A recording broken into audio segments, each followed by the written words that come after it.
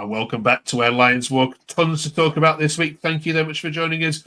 We've got to talk about Alex Neil. We'll talk about Emaku and that Aziz tackle and the win against Blackburn. So let's jump straight into it. First of all, thank you for watching. Drop us a subscribe if you haven't yet done so. We love making this content for you. Callum, a great win against Blackburn. Alex Neil, first though, are you happy with the news that this is more than likely going to be your next manager?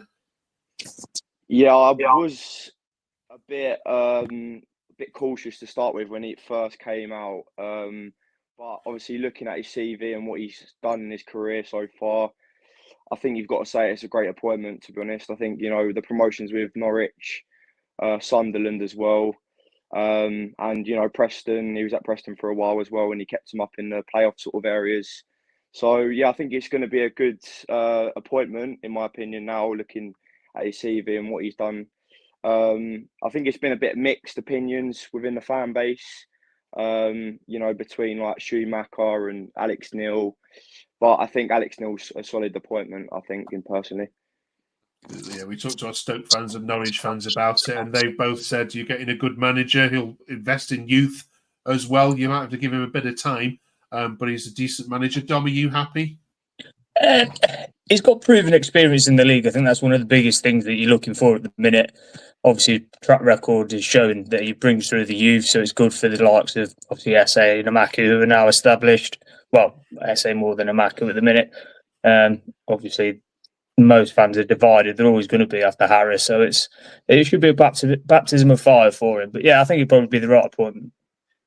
Yeah, absolutely. I want to get a quick word on Gary Rowett at the end as well. Remind me to get your views on him being back in management, and of course, this is one of his first games up against you guys in a couple of weeks' time. More on that in a minute. Let's share some tweets from the Blackburn game then. Love these ones. Stephen said, Esse in the 10, Emaku on the pitch. What do the thickos know? Well done, Livers. Had my doubts, but there's a brave selection, and it paid off. I mean, it's rubbing it in Neil Harris's face there a little bit, isn't it, that tweet? But how good was Emaku, Callum? Yeah, he was brilliant. I think, you got to give us, like what Stephen just said on that tweet, you got to give David Livermore a lot of credit for the team that he put out. He didn't hold back. He went really attacking. I think all the fans have been, crying out for Emaku, Aziz and Eze to start behind Langstaff. And he done just that, really. And it was a brilliant performance. I thought you could see in the first 10 minutes, Emaku with his speed and pace in behind, he was going to absolutely terrorise that defence. He got a couple of fouls towards the beginning of the game. He got Lewis Travis booked quite early on. So, yeah, he was a real menace throughout the whole game. And I thought them three up top with Langstaff in front of them, I thought they were absolutely brilliant. Yeah, Esse in the 10 as well, Dom. Talk to us about that. This tweet. Having him in the 10, he just causes chaos because he's got that good of a first touch and it sticks to him. He can see the whole pitch in there. Sometimes when he's just out wide, he can get isolated and it doesn't really affect the game. So having him in the 10 is absolutely perfect. And having Emaku one side, Aziz the other, you've just got pure pace going through the team. And obviously Langstaff as well held up the ball really well. And I thought he had quite a good game considering the serves. He didn't really have many chances, but still, I thought it was good. It's better than seeing Honeyman in the 10 anyway. Yeah, Dom, it's good to see Eze in the 10 because I feel like when he's playing on the right, he's always cutting in and finding spaces in the pockets as well, isn't he? So I feel like that's his preferred position out of everything. I mean, he's good on the right, don't get me wrong, but I prefer him in that 10 because he can roam around a bit and make incisive passes to obviously the wingers and the striker. Yeah, we've got a tweet on Honeyman coming up in a second. This was from DB45 person. It says, just look at him, man. How this lad didn't get more minutes is beyond me. His reaction when the goal went in as well just said it all, as if you saw how he reacted. Superb performance. Emaku was excellent. Esse in the 10 was how he wanted him. Great header from the Serb. Probably our most dominant attacking display all season. That, again, is another little go at Neil Harris, that. But, Dom, was it the most dominant attacking display you saw? Yeah, I'd say so. They dominated the defence. They had more attacks, more of the ball, to be fair. I think it was more of a level balance rather than trying to just hit on counter-attack like we have been doing. I didn't think much of Blackburn, though, considering they'd won the last 2 or 3 games. They weren't really up to much going forward.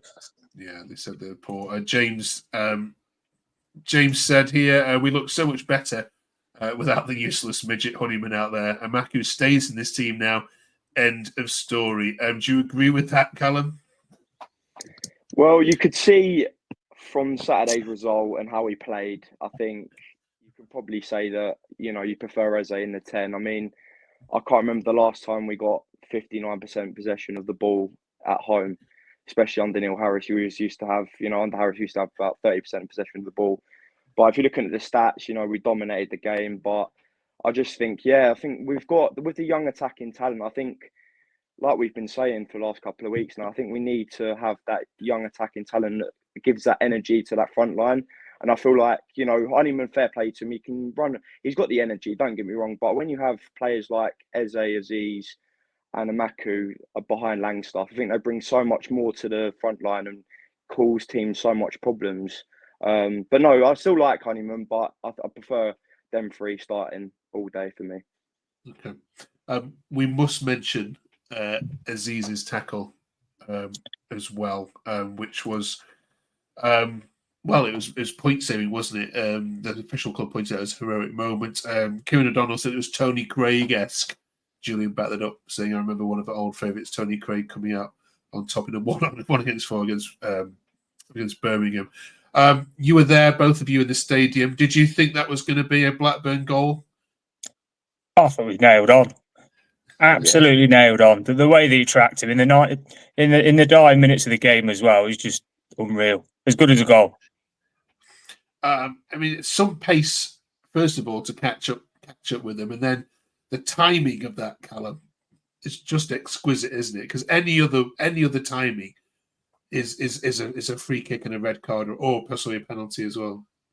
Yeah, mate, you got it spot on. I mean, when you watch the video back, I think he tried, when he was going for the ball, I remember watching it live and I was thinking, he might he might muck up here and he might, get a red card and get sent off. But if you watch it, he just stops for 1 second and then he just, yanks the ball off of the feet before he gets to the ball. And I think it's, it's a brilliant tackle and it's like a goal. I mean, when we was in the stadium, I mean, everyone literally had a standing ovation. I mean, it was just amazing, really. It was a great tackle. Absolutely. And we take back any negative things that we said about Aziz, Callum, from 2 months ago. No. I think that's on you, Mark. There's video evidence of it, Callum. I think you'll find. One more for the Blackburn game, and of course we should mention him because it was a great performance. I think it needs to be said. Livers is we need a better nickname than that. Livers is very much an unsung hero at Millwall. He was Bomber's assistant when he got promoted and staying up last season. He's been he's been a part of some of our great teams, of course, as a player as well. Well done, Livers. Just a shout out, Dom, to Livermore. Yeah, spot on. The team selection is what we've been crying out for weeks, and it paid dividends in the end when we got the result. Can't really say much more than that. Yeah, Callum? Yeah, I mean, David Livermore's done a brilliant job. I mean, the team that he put out on, as I said earlier, the team that he put out on that game, very attacking. I didn't expect it, but it was very good. It was a great surprise. But yeah, I think he should stay on. When if Alex Neil does come in, I think he'll stay on. I don't know about Adam Barrett. He needs to go. I think Adam Barrett is a 50-50 for me. I think Andy Marshall will stay, but Adam Barrett's probably 50-50 for me. I think some fans a bit 50-50 on whether he wants to stay, where he should go because of what's happened in the past, and maybe getting all that, the people that have been there for a while, just get them out and get them gone. But I think David Livermore has deserved to stay on when a new manager comes in. Absolutely. Okay. That wraps up our Blackburn review then. Of course, we are recording this before the Christmas games. Lots of games coming to Bass, which we'll be reviewing all of those with Charlie and Callum and Dom and the rest of the team. But I just want to say a massive thank you to you. Making any new podcast for any football club is is just a huge undertaking. But making it about Millwall when there's already so many great podcasts out there about this fantastic team is equally difficult. But thank you so much for just putting your faith in us and listening and subscribing and putting comments on there. We really, really, genuinely, massively appreciate it. Helping us grow is really means so much to us. So we want to wish everyone watching this a very Merry Christmas. Thank you so much for your support. Thank you, Dom, and especially thank you to Callum, who's been here week after week through the highs and the lows of this crazy season. I'm still convinced Millwall can get into the playoffs. It's going to happen. We'll certainly give it a good run, and let's fingers crossed for 2025 it happens. Next week, Callum and Dom will be going through 2024 and picking up the highlights of their best goals and so on. Join us for that. Otherwise, very Merry Christmas to you. Thank you again for watching.